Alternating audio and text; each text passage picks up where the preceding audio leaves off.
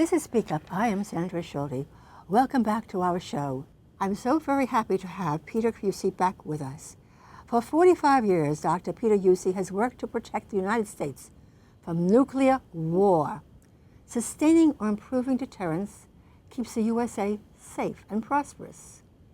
Unfortunately, the threats do not end or necessarily get better. Dr. Huessy established his company in 1981 to help the U.S. military, the Congress, and the aerospace industry to better understand how to sustain deterrence. Dr. Huessy worked with the Air Force, Personnel Center, the National Defense University, the Hudson Institute, as partners in this work, and now with the National Institute of Deterrence Studies.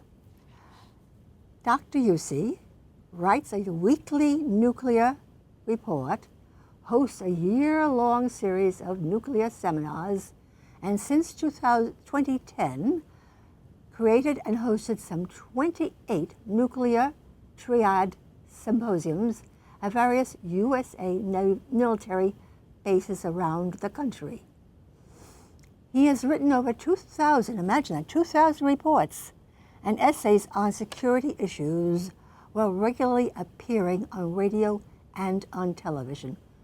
Welcome to our show, Dr. Huessy. It's always a pleasure. It's a pleasure to have you. Thank you.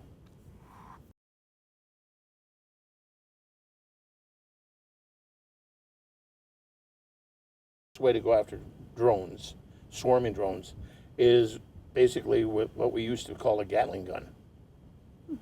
That's a gun that looks like a beehive of bullets that rotates, and the C-130 gunships can fire thousands and thousands of rounds in a few seconds.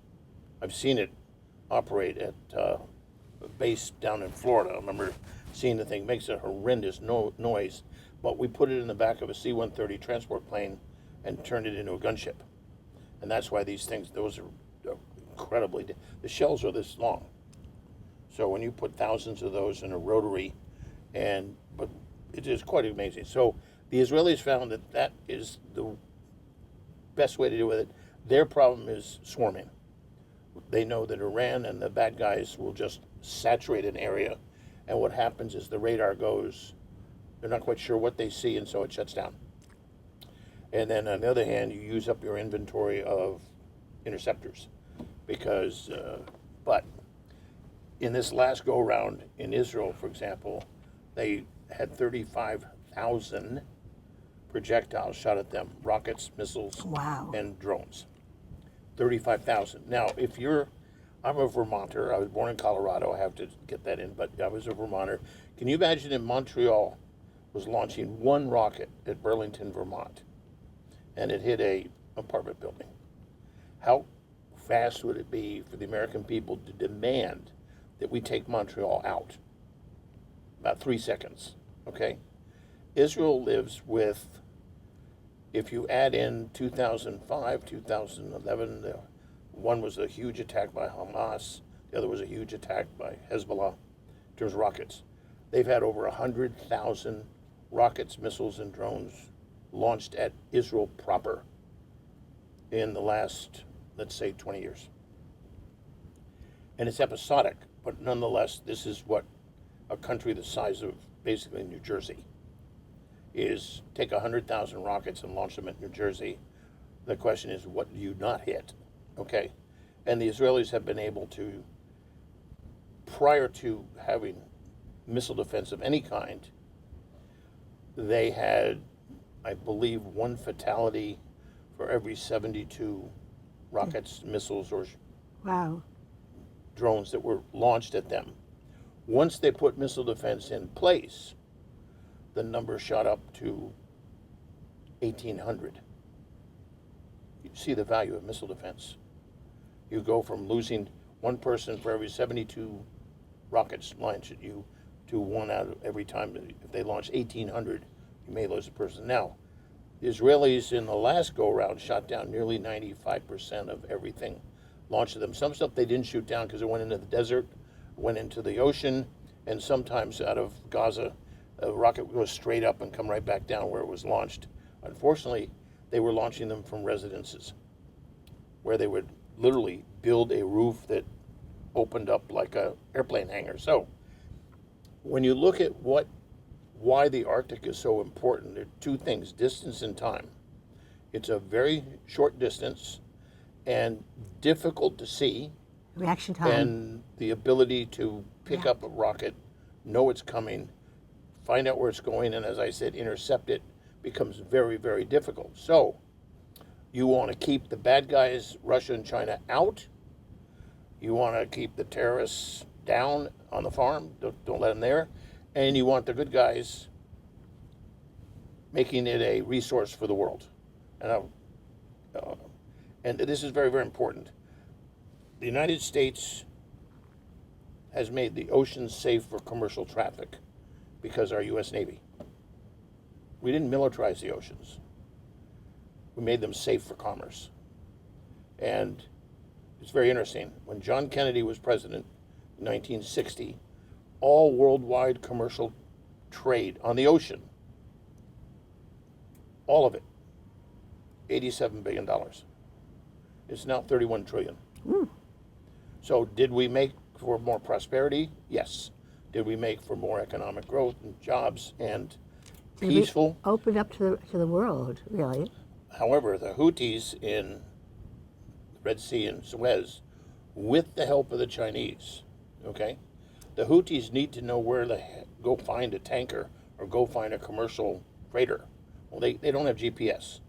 Only three countries. Well, I don't know if China. I know Russia has it and we have it, and we didn't give it to them. So you do the math. The same thing with the Somalian pirates we heard about years ago. They were being given GPS by the Russians. Now, the Russians had an ulterior motive, which was they went after tankers, oil tankers. And every time they did, they jacked the price of oil up. Mm-hmm. And why does Russia like that? 2/3 of their government revenue comes from oil and gas sales. So their Spetsnaz people out of St. Petersburg, who are Navy, were teaching these Bedu from Somalia how to go find them. And they were told, if you don't go find a ship and board it and stop it and then we get the ransom, don't come home, because if you come home, we'll shoot you. So this was a pretty bloody group. But they had lawyers in England that would take the ransom money. It was all set up like a commercial deal, okay? So there are legitimate interests in the Arctic, which is scientific research, shipping, and oil and gas exploration. Tell us Perfectly again. legit. Tell us those things again. Okay. Scientific research.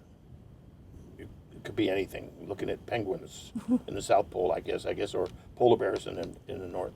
And then oil and gas exploration the view is there's a lot of oil and gas up there. The problem is the Russians are pretty sloppy when it comes to the environment. And they could do tremendous harm. Plus, I don't particularly want them to have the resources. Now, there's international stuff up there, isn't owned by any particular country, but the Chinese and Russians are claiming in their literature and in their official pronouncements huge expanses of territory which are not theirs. I mean, particularly China, because China, there's no land bridge from China to the Arctic. It makes a good public relations claim. Yes, and the Chinese, of course, are doing the same thing in the South China Sea, claiming, the number of atolls they have claimed to are, and then they make up a story in Chinese history. They go back 1,200 years when Emperor Banana Head supposedly had his ship went out and they claimed the land for China. Like total fairy tales, totally made up. Russia, on the other hand, is doing the same thing, except for by land, saying Ukraine is ours, the Baltics are ours. In fact, Putin wants to reclaim, he says not the Soviet Union, but he says the Russian Empire. Well, the Russian Empire, if I remember correctly, was bigger than the USSR. Okay?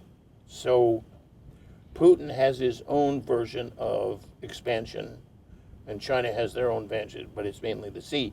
And key to this whole thing is Taiwan. And so the Chinese strategy is tie America down in Central Europe, that's Ukraine, tie America's Navy down in the Red Sea and the Suez with the Houthis trying to grab shipping. And the third is cause an incident in somewhere in South Asia, Pakistan, India, doesn't matter. Again, tying down America's Navy and Air Force. The problem with protecting Taiwan is, unlike the Arctic, the distances are huge. And we have Guam, we have South Korea, we have Japan and the Philippines.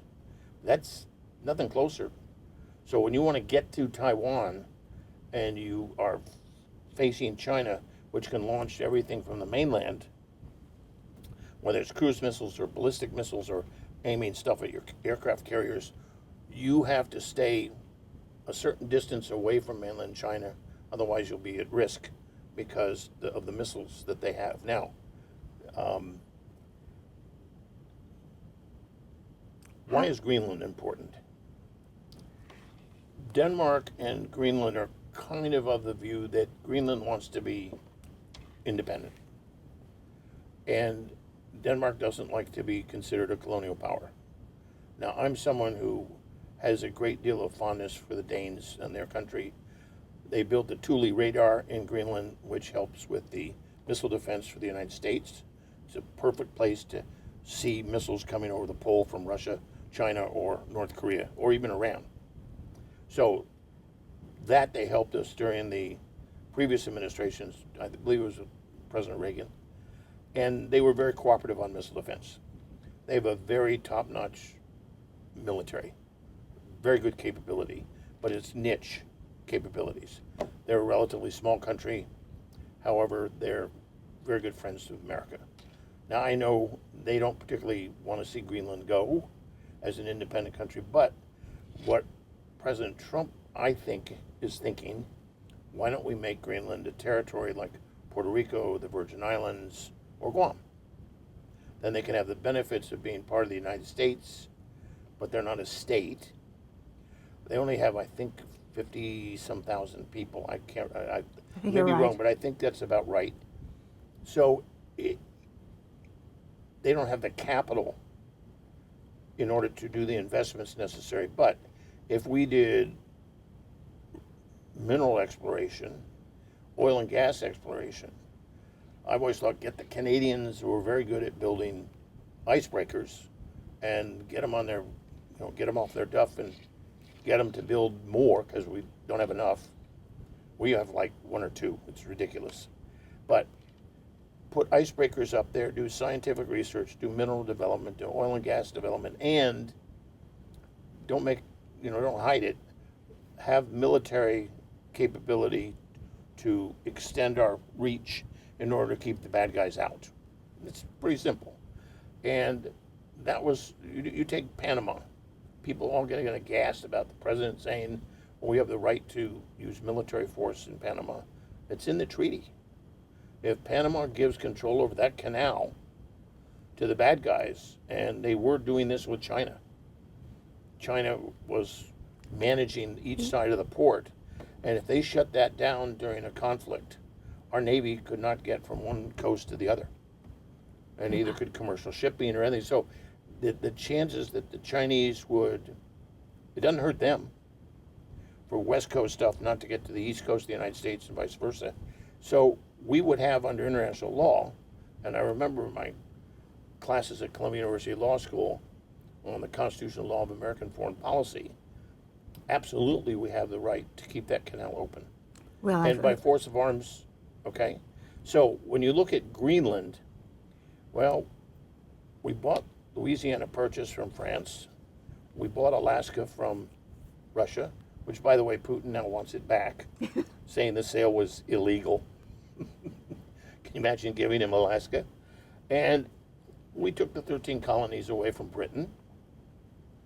I think we did buy the Philippines, Cuba, a couple others, but gave them their independence. So the idea of making this financially beneficial for both Greenland and, let's say, does Denmark get some compensation? I don't know. I mean, I'm talking totally hypothetically, but it makes a huge amount of difference because Greenland is an asset that when you add Canada and the United States together, those three are critical. And then there's Northern Europe, okay, which is Norway and Sweden and so forth, Finland. They have access near the Arctic. And then the question is then Russia and China. And those are the guys you want to keep out. But you have to, how do you keep them out if they appear to be doing research? Legitimate, yeah, of course. So we have the capital. We could, I mean, go to some of our Middle East friends who, I believe, the head of counterterrorism in the White House, Sebastian Gorka, wonderful, wonderful person. I worked with him at the National Defense University. He gave a talk the other day in Middleburg, Virginia, talking about that Trump got $5.5 trillion worth of investment capital from the Middle East. So take some of that and invest it in Greenland. Make the Greenlanders the richest people in the world per capita, along with Dubai or United Arab Emirates, whatever. But given and you can all do this in an environmentally sound way. Okay, it's a crazy idea of someone who did a lot of work historically on energy and still do. You know, I was special assistant to the Secretary of the Interior for energy and minerals, and was responsible for international environment and energy issues. And I worked at the UN Environment Program here in New York and Lexington Avenue at the UNEP Liaison Office for the Office of Energy and Environment. And there were only three of us. There was a nuclear physicist from Pakistan, Dr. Usmani. There was a nuclear physicist from India named Ganti Rao. Interesting, from India and Pakistan. And then me, an intern from Columbia University. And we did a report years ago, 1975, about the third world had been victims of the embargo, which Iran led, interestingly, like the Shah. He was ticked. So he jacked the price of oil up from like $2 to $6. And the world economy went. That's why under President Ford, you had a recession. It wasn't really bad, but it was enough to tip the scales to elect President Carter. So the third world was angry because they don't have oil and gas, a lot of them. And they're saying, we're going broke having to pay these. So, and we want to do it in an environmentally sound way. So find us an environmentally sound, plentiful source of energy other than oil. Well, the three of us, Ganti Rao, Dr. Ishmani, and myself, we spent a year and a half doing a study, and we looked at everything now it was before the internet. So I had to go all over New York, but New York had a good thing. It had all the oil companies there. That's right. Like Exxon, and so I could All go. the corporations had headquarters in New York. How about that? And I would call them and say, we're doing a study here at the UN. I would get very guarded, like, oh, who are you? You're communists. So I did get to interview the senior members of some of these big companies, including the CEO of a number of them. And I came away with, they're good oil and gas people, but they have no clue what's going on, how the world is changing. So we had to write a report that said, dear third world, you can't get away from oil, gas, coal, nuclear, hydro. That's it. Solar and wind, geothermal can contribute, but 10%, 12%, and electricity, but we weren't certain about electric cars. This is 1975, so the thing is, we were told the battery would weigh more than the car, which at the time was true. Yes. I mean, the reason Tesla has those huge tires is the weight of the battery. And the problem with solar and wind is that there's intermittent, and we have an area where Elon Musk is 100% right, and our Treasury Secretary and our Commerce Secretary, all brilliant people, and they're exactly right. Those must come down. And the big beautiful bill, as the president calls it, if you look at when he was president first, he got growth to 4%, and unemployment at 3.2%. If you do that again, you knock off $4.5–5 trillion in debt right away. So how do you get there? you cut the annual deficit at least in half. The trade deals, I think he can get about half the trade deficit done. You don't have to go to zero or a surplus, but you got to bring it down, which you will. And then long term, he wants to balance the budget and grow the economy by taxing income less and less and less.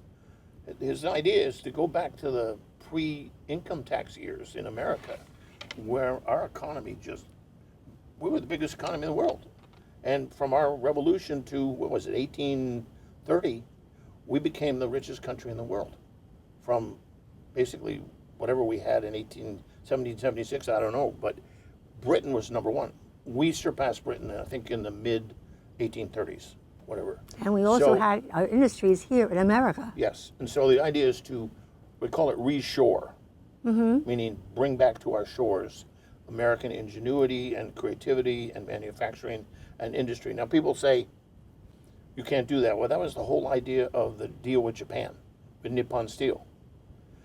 They're now partners with U.S. Steel, but instead of moving from Pennsylvania to Arkansas and firing all those workers in Pennsylvania, they're building and improving and modernizing the plant in Pennsylvania and keeping those jobs for those steel workers. The trained workers. Canada makes 80% of all the steel in the world. Why?